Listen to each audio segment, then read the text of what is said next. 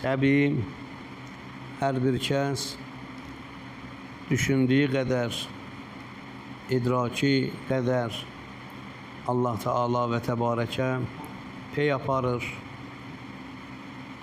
Allah Teala'nı insan dərki ilə tanıya bilir. Bu gözlə heç zaman heç kəs Allahı görə bilməz. Gərək dərk eləyəsən. O cümlədən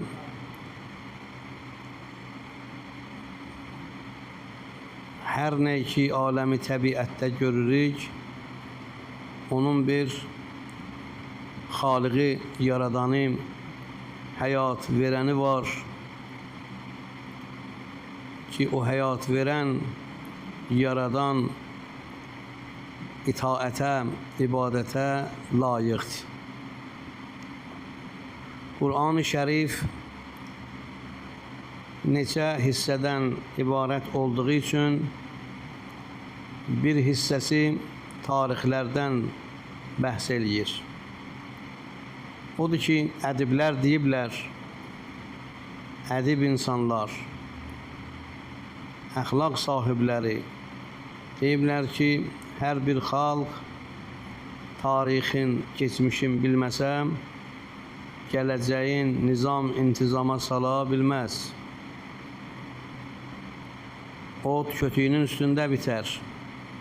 Gərək biləsən kimsən, nəsisən, hansı millətdənsən, hansı dilə maliksən, sənin xalqının, soyun, etiqadı nə olub, qəyyur olublar, qeyrətli olublar, imanda sabit qədəm olublar, gərək bunları sən öyrənəsən.